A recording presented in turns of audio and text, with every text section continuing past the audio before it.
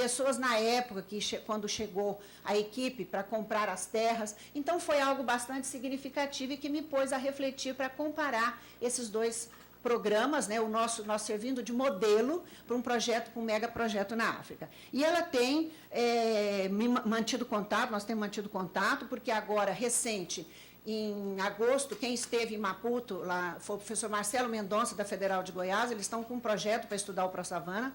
Marcelo e Edmar Chaveiro estiveram presentes lá no projeto, fizeram contato com a professora e ela está super preocupada com o desdobramento, porque o projeto é para 20 anos, é a mesma história que vai acontecer aqui, com algumas nuances diferenciadas em relação ao ProSavana. E por isso eu resolvi trazer essa discussão, que ainda é muito polêmica, para que a gente possa pensar algumas coisas acerca desse programa. Então, esses dois projetos foram o ponto de partida. A partir dessa visita o ano passado, elas fizeram um documentário, me mandaram o documentário, estão usando nas aulas, mostrando o papel do Japão em termos de uma cooperação internacional nessa expropriação, né, e o Brasil presente também, porque uma fala me chamou muito a atenção quando eu estava fazendo as minhas leituras num documento lançado pela FASE, o Caderno Moçambique Brasil. Num determinado momento, lá coloca assim, que a terra em Moçambique é propriedade do Estado, pode ser usada em regime de concessão que está aberta a estrangeiros. A concessão é por 50 anos, com mais 50 anos de renovação. Em termos de custo, o imposto é de cerca de R$ 21 por hectare. E isso abriu um interesse enorme para agricultores brasileiros, para empresários brasileiros adquirirem essa concessão e fazerem a exploração em Moçambique. E o presidente da Associação Mato Grossense dos Produtores de Algodão faz a seguinte declaração: Moçambique é um Mato Grosso no meio da África, com terra de graça, sem tanto impedimento ambiental, que esse é o outro grande problema que o Prodecera enfrentou e que o ProSavana vai enfrentar. E frete mais barato para a China. Hoje, a terra, além de ser muito cara em Mato Grosso, é impossível obter a licença de desmate e limpeza diária. Então, essas questões são de reflexão para a gente pensar nessa transformação que vai acontecer num espaço muito maior que é o nosso Cerrado foi transformado. A partir disso, eu coloquei que os dois projetos foram o ponto de partida para refletir sobre os espaços produzidos e apropriados pelo capital, cujo objetivo é a produção de grãos exportáveis, e embutido está o discurso da segurança e da soberania alimentar. A questão da segurança alimentar perpassa a discussão, né, como eu disse, a soberania, e tanto o Cerrado como a Savana, nesses dois espaços, residem uma população de agricultores camponeses que produzem não só para o autoconsumo, mas também para atender as áreas urbanas. Portanto, eu tentei fazer uma discussão mais acerca desse processo para chegar nos impactos dessa transformação que eu penso que é a nossa reflexão acerca dessa questão. E também, a gente não pode deixar de... Eu gostaria de fazer uma observação, que em 2013, para a gente ver essa questão do Cerrado, da transformação do agronegócio, sem querer achar que nós não podemos viver sem o agronegócio, não, ele convivemos com ele, mas, porém, tem algumas questões que precisam ser de discussão. Em 2013, acho que todo mundo viu pela televisão aquela barbaridade que aconteceu em Rio Verde, quando um avião sobrevoou uma escola e pulverizou, eles disse que não viu a escola. Pulverizou, isso gerou o vídeo Pontal do Buriti, brincando na chuva do veneno, que um colega meu da Estadual de Goiás, eles fizeram essa produção e esse vídeo já está no mundo, foi divulgado. Simplesmente, o piloto fala que não viu a escola e pulverizaram, e hoje as consequências são muito grandes com relação às crianças da escola do assentamento, que estava vizinho à propriedade, e ele fala que eles não viram, pulverizou, e a situação, todo mundo viu pela televisão como é que foi. Então, essas coisas, eu penso assim, nós temos que refletir sobre ela. E, para completar nessa discussão, eu estou num projeto lá da UEG da cidade de Goiás, com esse colega e mais uma equipe, em que vamos tentar ver entre o agronegócio e a agroecologia, possibilidades da produção agroecológica no estado de Goiás. Nós vamos trabalhar com os assentamentos, alguns assentamentos, para tentar ver o que se pode fazer em termos dessa agricultura familiar, agricultura camponesa, a partir desse projeto de transformação que o Cerrado passou e vem passando, porque continua. O Prodecer deixou as bases e, indiretamente, a atração de agricultor, de proprietários querendo adquirir terras para essa agricultura moderna, né? E no estado de Goiás, a cana hoje é uma das culturas mais importantes que está no estado de Goiás. Isso tudo tem um pano de fundo para a gente situar, que foi a Revolução Verde, que acho que a gente tem que situar um pouquinho nessas transformações.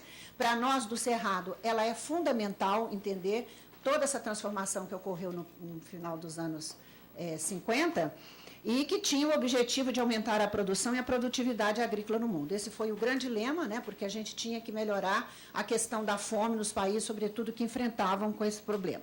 A partir desse modelo, os países, né, usam como estratégia a modernização, o pacote tecnológico foi implementado e esse pacote continua até hoje para desenvolver essa agricultura moderna. Para colocar, né, a questão maior era criar uma condição de melhorar essa produção e a produtividade, como eu disse, para erradicar a fome. No Brasil, essa modernização, nós já sabemos, ela começou no sul do país, atingiu as áreas do Cerrado na segunda metade da década de 70, e chegou a Minas, Goiás, Mato Grosso do Sul, por meio de programas tanto estaduais quanto federais, e esse acordo binacional, Brasil-Japão. Considerando a experiência que foi para os organizadores do ProSavana, que o Prodesser foi um modelo a ser seguido, ele está sendo copiado com pequenas diferenças, né, em termos de adaptar a Moçambique, para ser implantado na África. E, nesse sentido, da mesma forma que o Prodesser, na sua época de implantação, o ProSavana está sofrendo críticas bastante graves em termos da sociedade civil organizada, entidades religiosas, organizações não governamentais. Ele está passando, tem críticas violentas acerca de como esse projeto está sendo estruturado. E, nesse sentido, né, o ideário da Revolução Verde está presente, não adianta falar, mesmo que já tenha passado o modelo, o processo, mas ele está presente. E é nesse sentido que a gente vai conversar um pouquinho sobre o Prodesser, o ProSavana, para chegar nos impactos.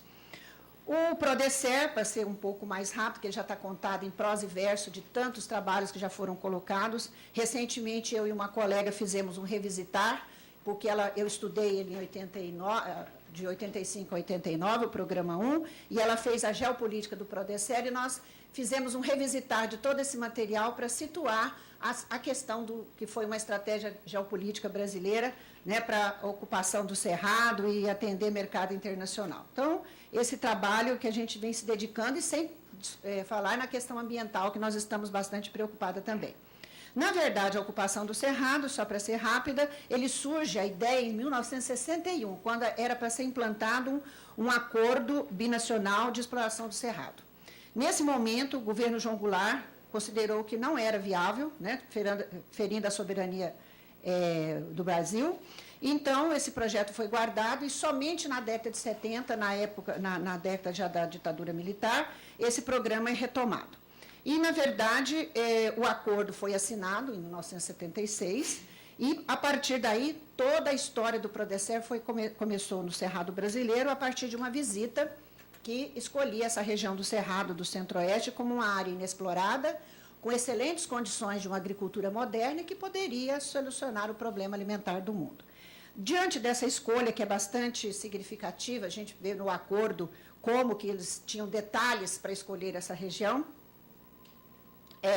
essa situação do Prodesser acabou com o sentido de estruturar um programa, um acordo binacional, com recursos, né, o Brasil entraria praticamente com a mão de obra, e a terra e os empréstimos seriam oriundos do Japão. E assim foi feito. Foi um projeto que abrangeu, como eu disse, Minas, Goiás, Mato Grosso do Sul, Bahia, Tocantins, o Maranhão, nas suas últimas fases, e se dividiu em 3 etapas. O programa 1, que é esse que está vizinho a Uberlândia, que é o Iraí, Coromandel e Paracatu, foi o projeto piloto.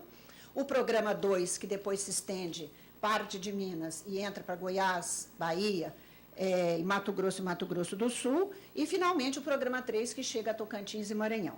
Então, nessa história, o Prodesser, ele assentou cerca de 717, 720 produtores. É mais ou menos esse número que se tem notícia na documentação, num relatório do Brasil, em 2002, do total que havia planejado de 760 agricultores.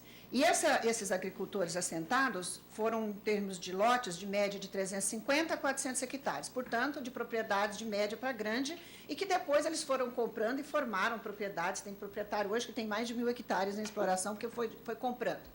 Né, você pôde ir comprando as terras quando terminou parte da consolidação do acordo. Nesse período, então, só para a gente ter ideia, um programa muito elitista, 717 produtores, de médios para grande, que, na verdade, muitos eram pequenos em outras áreas do país, que compraram essas terras para transformar em áreas extensas. O laboratório de Iraí de Minas é fantástico você ver, porque é o que eu falei, um município de 8 mil habitantes, tem essas propriedades enormes na região, e hoje lá tem soja, café, trigo, o sorgo, e não falam ainda na cana, mas eles que é uma possibilidade da cana chegar nesse município, né? Nesse sentido, o que mais deu problema foi o programa 2 e o programa 3, porque pegaram os planos econômicos brasileiros e aí os financiamentos foram terríveis. O programa 1, eles conseguiram pagar a terra, ficaram bem, eles não têm nenhuma dificuldade, mas o 2 e o 3 realmente deixou muito proprietário endividado por conta dos planos econômicos que venceram. Nesse sentido, se nós fizermos uma avaliação do Prodecere, ele cumpre o seu papel de articular o capital público ao capital privado, de modo a estabelecer uma condição para que esse capital se expandisse no Cerrado brasileiro. Ele passa a atender os interesses internacionais com a sua produção de soja, sobretudo, né, principalmente soja e o sorgo. Reestrutura o sistema produtivo no Brasil, que era algo no mercado internacional que nós não tínhamos a competitividade. Você passa a ter uma produtividade que hoje o Cerrado tem um café de qualidade, tem a soja de qualidade. Isso faz parte desse projeto da década da metade de 70, 80. Nesse sentido, houve uma combinação, nós chamamos, contraditória e desigual da expansão da agricultura capitalista, conforme aponta o professor Ariovaldo. E quando nós fazemos uma análise, usando um trabalho do Mauro Zanata, publicado no final de 2001, ele faz a seguinte avaliação. Um projeto que chegou a ser apontado como modelo para a reforma agrária. Quando nós trabalhamos na época, todo mundo chegava à conclusão que essa reforma deveria ser feita no Brasil, era a única que ia dar certo. Então, eles pregavam assim, a gente chegava para as entrevistas, olha, professora, é um excelente modelo de reforma agrária, eu acho que o Brasil tinha que adotar para resolver todo o problema da produção. A gente só escutava, porque você não tem nem como discutir uma questão dessa com os produtores, essas pessoas envolvidas, né? Então, chega ao final de 22 anos, que o término dele com a relação aos empréstimos, como um grande paradoxo. Desenvolveu cidades, em alguns lugares as cidades cresceram, sobretudo em Goiás, parte do Mato Grosso do Sul, nós tivemos um crescimento nessas cidades, em Minas também. Melhorou índices sociais em alguns locais, do ponto de vista dos médios e grandes proprietários, porém foi uma frustração financeira.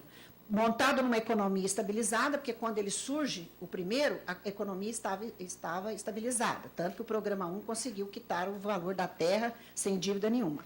Porém, enfrenta planos, como eu falei, e aí o Programa 2 e o Programa 3 hoje, até hoje, eles têm uma dívida para ser quitada com o Estado brasileiro. E esse eles têm que pagar, porque não é projeto a fundo perdido, foram recursos solicitados e tem que pagar a conta. Então, há mais ou menos uma estimativa, que em 2001, que havia 625 produtores com dívidas nos bancos, a cerca de 500 milhões de reais era a dívida desses produtores. Porque aí o maquinário, os agrotóxicos, todo o material foi sendo sucateado em termos de preço e eles não conseguiam pagar. E o Estado brasileiro sustenta esse desenvolvimento no campo, com base num rearranjo produtivo, comandado pelo poder dos capitais, tanto privado e público, como eu disse, nacional e internacional, e traçando um marco divisório entre antes do Prodecere no Cerrado e depois do Prodecere. Então, você tem esse Cerrado bem individualizado. Porém, não foi capaz de garantir aos produtores as condições essenciais do financiamento, nem proteger uma agricultura moderna no decorrer desse século XX e entrando no XXI, com as flutuações que foram acontecendo no mercado e a dívida que foi imposta. Nesse sentido, com todas essas características, ele é o modelo para o ProSavana que está sendo implantado. Para ser rápida, no ProSavana, um programa triangular de cooperação para o desenvolvimento agrícola da savana em Moçambique. Foi assinado o acordo em 2010 pelo Ministério da Agricultura de Moçambique, a Agência Brasileira de Cooperação do Brasil e a Embrapa e ainda a JAICA, a cooperação que implantou o Prodecere. Esse é o acordo firmado, né, para essa experiência ser colocada na África. Da mesma forma que o Prodecere, ele vai ter uma duração de 20 anos. Ele é dividido num projeto de pesquisas, um projeto de extensão e um plano diretor, que é onde vai atuar com os pequenos agricultores de Moçambique, né? Esse é que é o projeto que mais preocupa os pesquisadores que estão vendo essa questão do problema que o ProSavana pode acarretar no corredor de Nacala, que vai abranger esse grupo de agricultores que é bastante significativo. E quais são os grandes objetivos do programa? Melhorar a competitividade, com base no que aconteceu no Brasil, em matérias de segurança alimentar, a partir da organização e do aumento da produção e da produtividade. Esse é o lema que passa dentro do programa. Melhorar a vida dos habitantes do corredor de Nacala. No projeto do Brasil tinha a mesma coisa. Entanto, você visita as áreas, você não encontra essa melhora como significativa que fala no acordo, né? E eles falam para desenvolver, através de um desenvolvimento agrícola regional e sustentável. Se você tem uma devastação com uma terra barata, que não tem impedimento da legislação, é difícil você combinar essa questão. Melhorar e modernizar a agricultura, que é o lema, né? Gerar empregos através da cadeia de abastecimentos. Então, isso aí são os pontos fundamentais que estão tanto no acordo Brasil-Japão, que eu tenho esse acordo, e lendo agora os acordos do ProSavana, dá para você ver direitinho. Só para ter uma ideia, a região do corredor de Nacala, no norte de Moçambique, é uma região que tem cerca de 5 milhões e 1 milhão de habitantes, distribuída em 33 distritos, e é uma população uma densidade demográfica muito grande, é uma população que vive em condições ainda, indicadores sociais muito baixos, e ainda uma agricultura bastante chamada tradicional, né? Eles têm muita dificuldade com acesso à água potável, à educação, então é uma região que está, assim, muito necessitada dessa preocupação que eu considero que os pesquisadores, com relação a essa análise crítica do ProSavana, por conta desse grupo, né? Da forma como esses agricultores vivem.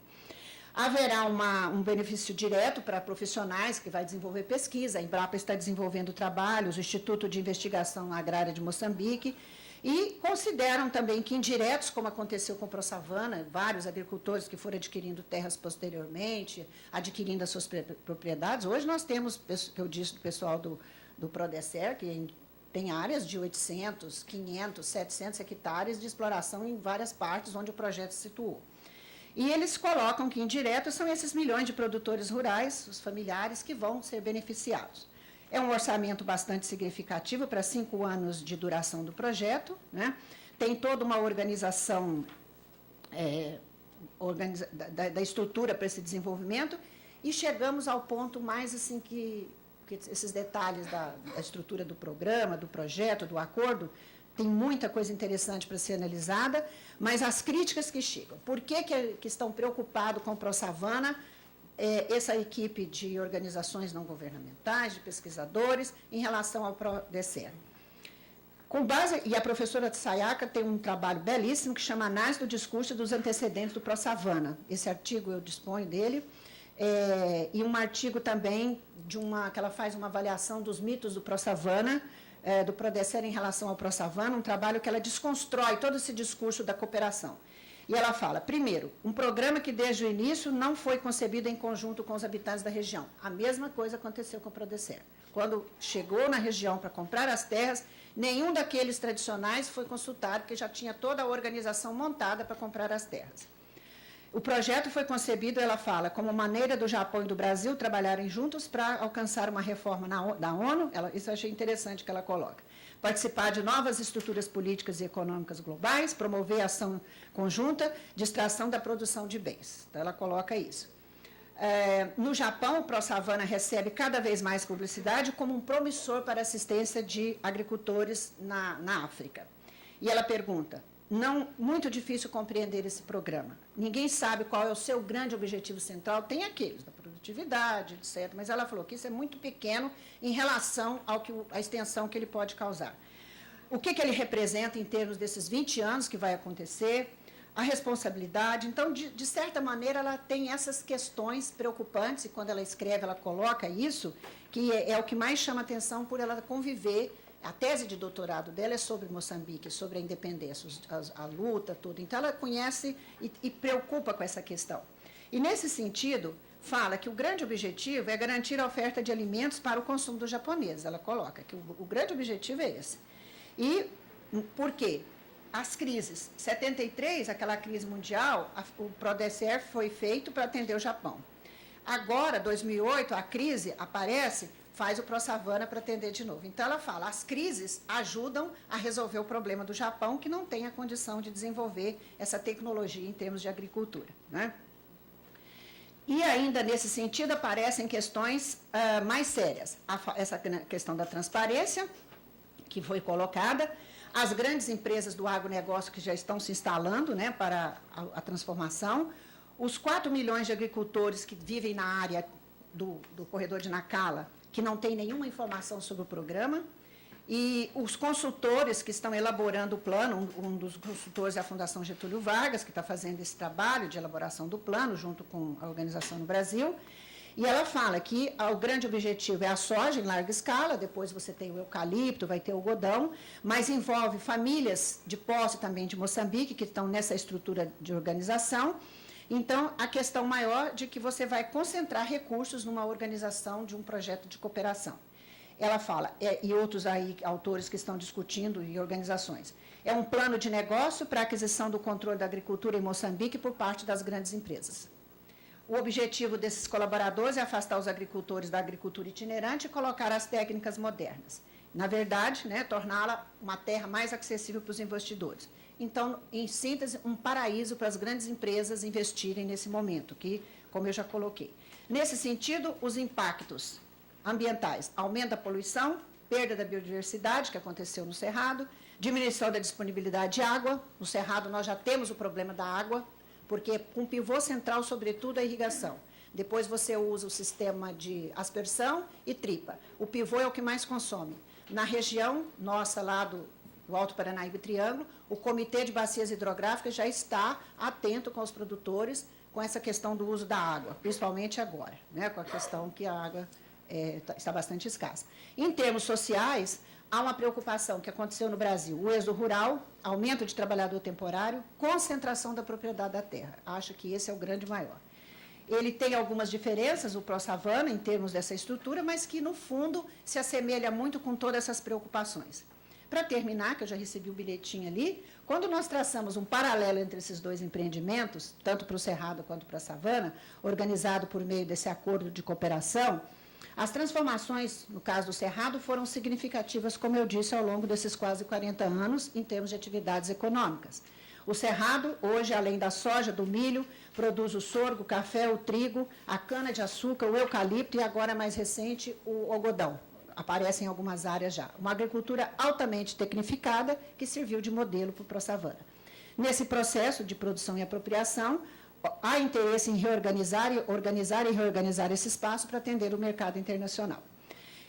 Na década de 80, quando a sociedade civil, igreja, sindicato de trabalhadores, políticos se manifestavam contra a presença do Prodesser no Cerrado, 2 obras lançadas aqui, pequenas, são livros, não tem dimensão muito longa de texto, mas super interessantes no termos do que ela discutia, chamava atenção. Primeiro, um documento da CPT Minas Gerais de 85 perguntava: para onde vão nossos alimentos? Invasão do Cerrado brasileiro.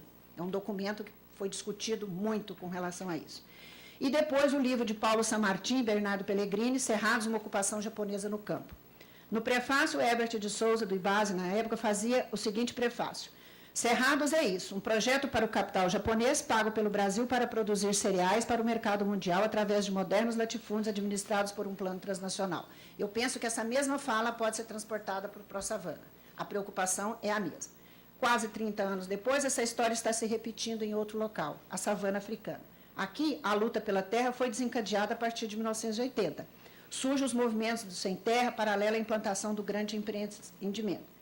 E a ProSavana, como será essa situação?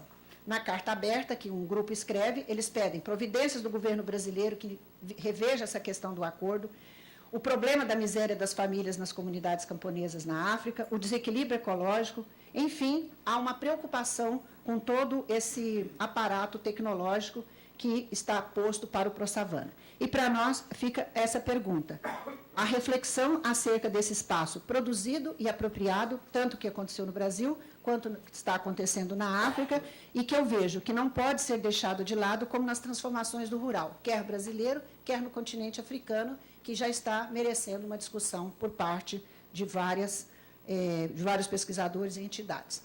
Agradeço, foram ideias que foram trazidas e poderemos, questão maior a gente colocar, discutir acerca dessa questão do ProSavana, que só está começando. Obrigada.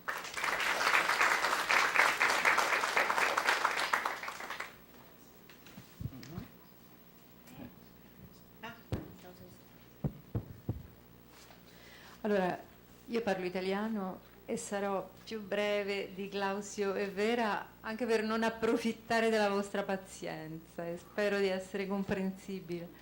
Allora, grazie a Glausio per l'invito, per l'opportunità di partecipare a questa ottima occasione di confronto, di dialogo. Stiamo partecipando con Glausio e altri colleghi brasiliani, noi come Università di Roma, Roma Tor Vergata, la seconda università di Roma. Stiamo partecipando a una ricerca sulle relazioni tra agricoltura, paesaggio, insomma i nuovi ruoli dell'agricoltura visti, e delle relazioni tra agricoltura e dimensione urbana, quindi tra campagna e città, visti attraverso possiamo dire, la lente di ingrandimento del paesaggio. Glausio, tu hai capito, lente di ingrandimento? Speriamo. Attraverso il tramite, l'ottica rappresentata dal paesaggio. Anzitutto io vedo una grande differenza, per me, io sto imparando molto in questi giorni, che sono qui all'UERJ, già il terzo anno, a fare attività didattica, lezioni sulla programmazione territoriale del turismo. È chiaro che io vengo da una realtà completamente differente, la realtà europea, italiana in particolare. Voi parlate di natureza, di questi grandi quadri naturali, questi grandi ambienti naturali che mi impressionano molto, perché noi non li conosciamo assolutamente. L'Italia è molto piccola e non ha tutta questa natura, i parchi, la vostra impostazione di analisi del paesaggio. Io sento che per voi soprattutto il paesaggio spesso è natura. Per noi il discorso è molto diverso. Intanto l'Italia viene da una tradizione di riflessione sul concetto di paesaggio, riflessione teorica. Da noi, come anche in Europa e in Italia, in particolare nella geografia, c'è una tradizione di riflessione teorica molto forte, molto vecchia anche, che poi è cambiata, è diventata più nuova, più moderna, però spesso è stata, per qualche aspetto è stato un limite, un vincolo, una difficoltà, perché la riflessione teorica è andata non è andata a favore di far conoscere effettivamente il nostro territorio. Il paesaggio, io parto dal paesaggio, l'idea di paesaggio che abbiamo noi, come è cambiata da noi quest'idea, e vediamo poi le politiche attraverso cui in Italia e in Europa molto rapidamente le politiche, i programmi di sviluppo attraverso cui il paesaggio viene organizzato e gestito, e questo per vedere come il paesaggio diventa un tramite per capire gli sviluppi dell'agricoltura e gli sviluppi dell'industria attuali, molto scarsi in Italia in questo momento, l'industria, grandi problemi, le nostre grandi industrie sono diventate straniere, la Fiat è diventata brasiliana, in Italia non c'è quasi più, con problemi gravissimi, e l'industria è cambiata completamente. E quindi paesaggio come ottica per interpretare le relazioni tra città e campagna in un'ottica di programmazione. Allora, oggi il paesaggio non è più un'idea teorica come in passato, un'idea isolata, perché non interesserebbe più nessuno. Si è molto riflettuto su, è piuttosto la proposta di un progetto, una proposta progettuale complessa, è la proposta di un progetto complesso. Nella tradizione geografica, ma non solo dei geografi, di tutti i territorialisti e gli studiosi del territorio, il paesaggio è stato molto studiato, con differenze, naturalmente, grandi differenze tra i geografi fisici, che guardavano più alla natura, all'ambiente naturale, anche col problema di una visione determinista, dunque una visione superata che non spiegava i problemi reali. E poi c'è tutta l'analisi del paesaggio in termini di analisi sociale e economica. E questa è un'analisi che soprattutto fa riferimento al paesaggio come prodotto. Come prodotto che diventa sempre più un prodotto politico. Ma perché c'è questa, ci potremmo chiedere perché c'è tutta questa domanda, questo interesse al concetto di paesaggio.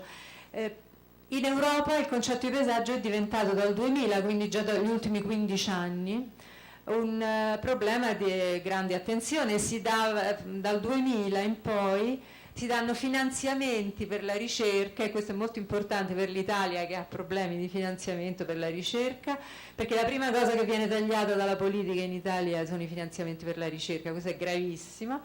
Allora, si davano finanziamenti per la ricerca in Europa soprattutto, quasi soltanto, se si studiava il paesaggio, perché nel 2000 c'è stata la Convenzione Europea del Paesaggio, grande evento che ha messo insieme gli interessi di studiosi diversi, geografi, gli architetti, gli urbanisti, gli economisti, ma anche gli storici, i sociologi soprattutto. Noi lavoriamo molto con i sociologi, io sono coordinatrice di un corso di laurea magistrale sul turismo.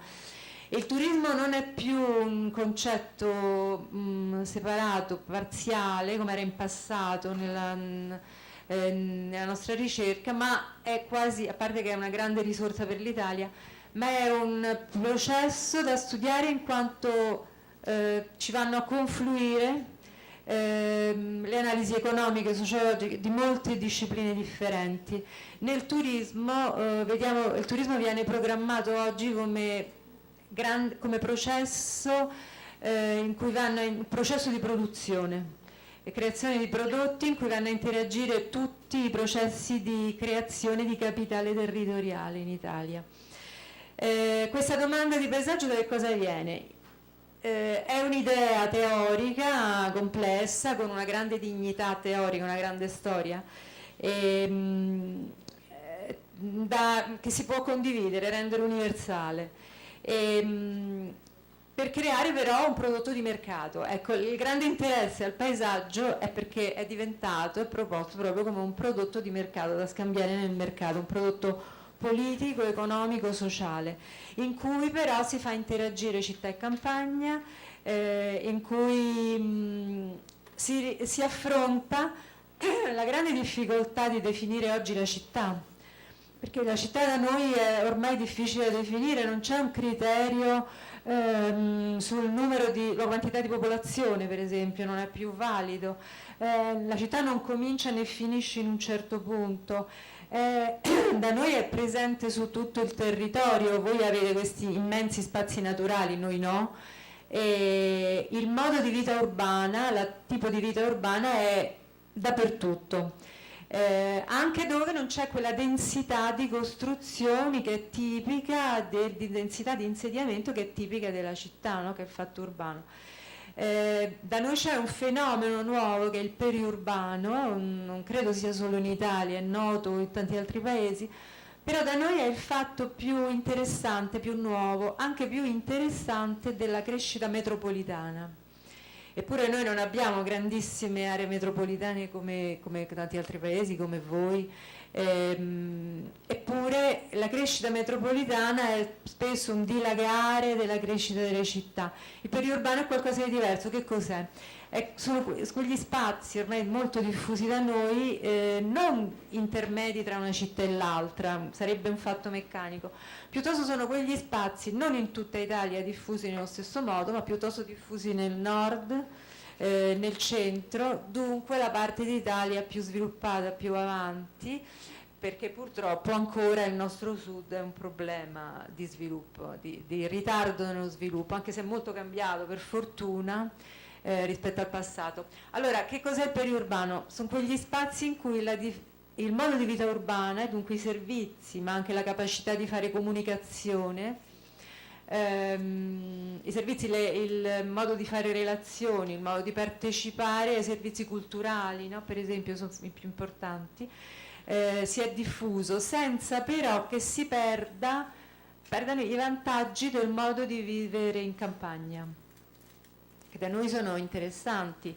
Nel nord e nel centro c'è un'agricoltura, una vita rurale, una società molto cambiata, molto modernizzata, ma con un'agricoltura molto ricca. L'agricoltura della pianura padana è stata in passato, lo è ancora, un'agricoltura assolutamente industrializzata. L'agricoltura da noi è industria, agricoltura significa agroalimentare, industria agroalimentare. E questo tipo di agricoltura ha creato un tessuto. L'agricoltura della pianura padana era la più ricca, la più competitiva in Europa, è stata per molto tempo, lo è ancora in buona misura, anche se alcune produzioni, per esempio del riso, sono decadute. Oggi la risaia, le coltivazioni di riso è sfruttata, si tenta di sfruttarla nel nord, poi dopo ne parliamo un momento, come risorsa turistica, perché è un paesaggio stagionale, dura 3-4 mesi in particolare in primavera, ed è molto particolare, gli stranieri l'apprezzano molto, perché è una distesa d'acqua che si copre d'erba, le piante germogliano per 2-3 mesi, quindi sembra un prato in cui in realtà si affonda nell'acqua, quindi è un'immagine singolare. In Europa non ce ne sono molte altre. Il nord-ovest d'Europa, il Piemonte, d'Italia, scusate, il Piemonte, quindi tra Vercelli, Novara, l'ovest, il Piemonte orientale, perché noi abbiamo più Piemonti all'interno di ogni regione. Se qualcuno conosce un po' l'Italia sa che la nostra divisione regionale vecchia, amministrativa, politica, non rispecchia la realtà. Il Piemonte di Torino è completamente diverso dal Piemonte orientale più lombardo, no? Allora,